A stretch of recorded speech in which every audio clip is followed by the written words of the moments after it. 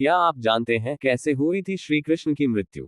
हम सभी को पता है कि कृष्ण का जन्म कैसे हुआ, लेकिन क्या आप जानते हैं कि भगवान कृष्ण की मृत्यु कैसे हुई थी? महाभारत के युद्ध के बाद जब दुर्योधन का अंत हो गया तो उसकी माता गांधारी बहुत दुखी हो गई थी। वह अपने बेटे के शव पर शोक व्यक्त करने के लिए रणभूमि में गई थी। भगवान कृष्ण और पांडव भी उसके साथ गए थे। गांधारी अपने बेटों की मृत्यु से इतनी दुखाई हुई कि उसने भगवान कृष्ण को 36 वर्षों के बाद मृत्यु का शाप दे दिया। भगवान कृष्ण मुस्कुराए और स्वयं पर लगा अभिशाप स्वीकार कर लिया। और ठीक इसके 36 वर्षों के बाद उनका अंत एक शिकारी के हाथों हुआ। महाभारत कौरवों और पांडवों के बीच हुए युद्ध का वो रूप है जिसने कुरुक्षेत्र की मिट्टी तक लाल कर दी थी। कहा जाता है इस भयंकर युद्ध में इतने लोगों ने अपनी जान गंवाई थी कि आज भी उनके लहू से कुरुक्षेत्र जहां महाभारत का युद्ध लड़ा गया था की मिट्टी का रंग लाल ही है। ईर्ष्या, लालच और घमंड, ये तीनों ही कारण चचेरे भाइयों के बीच संग्राम के कारण बने। एक तरफ 100 कौरव भाई और दूसरी तरफ 5 पांडव। कृष्ण से लेकर भीष्म पितामह, द्रोण, शिखंडी आदि सभी बड़े बड़े धुरंधरों ने इस युद्ध में भाग लिया। महर्षि वेद व्यास ने महाभारत की कहानी को 18 खंडों में संकलित किया था। कुरुक्षेत्र का युद्ध इस ग्रंथ का सबसे बड़ा भाग है, लेकिन युद्ध के पश्चात भी बहुत कुछ ऐसा रह गया जिसके विषय में जानना बहुत जरूरी है, जिनमें श्री कृष्ण की मृत्यु और द्वारका के नदी में समा जाने की घटना अत्यंत महत्वपूर्ण है। मौसल पर्व 18 पर्वों में से एक है जो 8 अध्यायों का संकलन है। इस पर्व में श्री कृष्ण के मानव रूप को छोड़ना और उनकी मृत्यु के पश्चात उनकी नगरी द्वारका के साथ घटी घटना का वर्णन है। आइए जानते हैं क्या छिपा है मौसल पर्व की कहानी के भीतर। ये घटना कुरुक्षेत्र के युद्ध के 35 साल बाद की है। कृष्ण की द्वारका नगरी बहुत शांत और खुशहाल थी, जहां युवाओं के भीतर चंचलता बड़ी ही सामान्य थी और वे सभी भोग विलास में लिप्त रहते थे। एक बार कृष्ण के पुत्र साम को एक शरारत सूझी। स्त्री का वेश लेकर वह अपने दोस्तों के साथ ऋषि विश्वामित्र, दुर्वासा, वशिष्ठ और नारद से मिलने गया। वे सभी श्री कृष्ण के साथ एक औपचारिक बैठक में शामिल होने के लिए द्वारका आए थे। स्त्री के वेश में सांब ने ऋषियों से कहा कि वो गर्भवती है। वे उसे ये बताएं कि उसके गर्भ में बच्चे का लिंग क्या है। उनमें से एक ऋषि ने इस खेल को समझ लिया और क्रोधित होकर सांब को श्राप दिया कि वो लोहे के तीर को जन्म देगा, जिससे उनके कुल और साम्राज्य का विनाश होगा।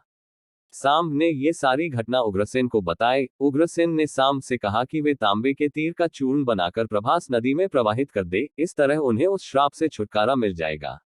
सांबा ने सब कुछ उग्रसेन के कहे अनुसार ही किया।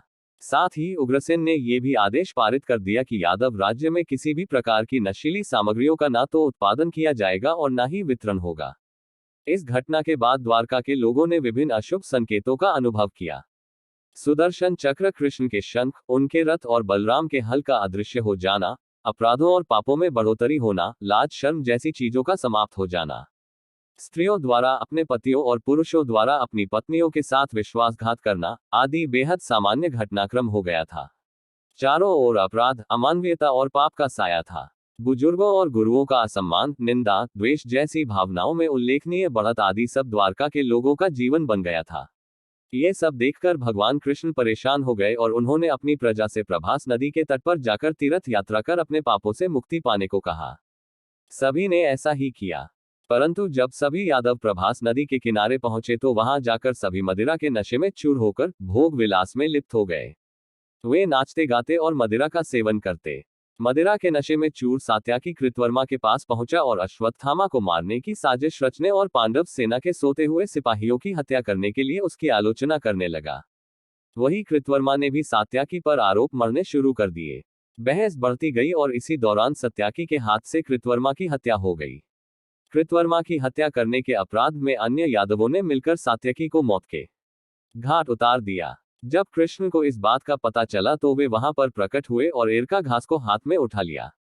ये घास एक क्षण में परिवर्तित हो गई, जिससे श्री कृष्ण ने दोषियों को सजा दी। मदिरा के नशे में चूर सभी ने घास को अपने हाथ में उठा लिया और सभी के हाथ में मौजूद वो घास लोहे की छड़ बन गई, जिससे सभी लोग आपस में ही भिड़ गए और एक दूसरे को मारने लगे। वभ्रू, दारुक और कृष्ण के अलावा अन्य सभी लोग मारे गए। बलराम इस उपद्रव का हिस्सा नहीं थे, इसलिए वो भी बच गए। कुछ समय बाद वभ्रू और बलराम की भी मृत्यु हो गई, जिसके बाद कृष्ण ने दारुक को पांडवों के पास भेजा और कहा कि अर्जुन को सारी घटना बताकर उससे मदद लेकर आए। दारुक इंद्रप्रस्थ की ओर रवाना हो गया और पीछे से ही श्री कृष्ण ने अपना देह त्याग दिया। कृष्ण की मृत्यु की घटना प्रभास नदी से ही जुड़ी है, जिसमें लोहे की छड़ का चूर्ण बहाया गया था। लोहे की छड़ का चूर्ण एक मछली से निगल लिया और वह उसके पेट में जाकर धातु का एक टुकड़ा बन गया। जीरू नामक शिकारी ने उस मछली को पकड़ा और उसके शरीर से निकले धातु के टुकड़े को नुकीला कर तीर का निर्माण किया। कृष्ण वन में बैठे ध्यान में लीन थे। जीरू को लगा वह कोई हिरण है, उसने कृष्ण पर तीर चला दिया, जिससे श्री कृष्ण की मृत्यु हुई। कुछ समय बाद अर्जुन मदद लेकर द्वारका पहुंचे और कृष्ण की मृत्यु की खबर पाकर अत्यंत दुखी हो गए। कृष्ण के जाने के बाद द्वारका में उनकी 16,000 रानियां, कुछ महिलाएं, वृद्ध और बालक ही शेष रह गए। वे सभी इंद्रप्रस्थ के लिए रवाना होने लगे। परंतु जैसे ही लोग द्वारका छोड़ने के लिए तैयार हुए, जल का स्तर बढ़ने लगा। मलेच्छ और डाकुओं ने द्वारका पर आक्रमण कर दिया और जब अर्जुन उनकी सहायता करने के लिए अस्त्र चलाने लगे तो वे सभी मंत्र भूल गए। द्वारका नगरी पानी के भीतर समा गई। अर्जुन श्री कृष्ण की कुछ रानियों और शेष प्रजा को लेकर इंद्रप्रस्थ आ गए और वापस आकर सारी घटना युधिष्ठिर को बताई। भगवान कृष्ण का पूरा यादव वंश धीरे धीरे समाप्त हो गया और द्वारिका समुद्र में डूब गई, जहां वह अभी भी है।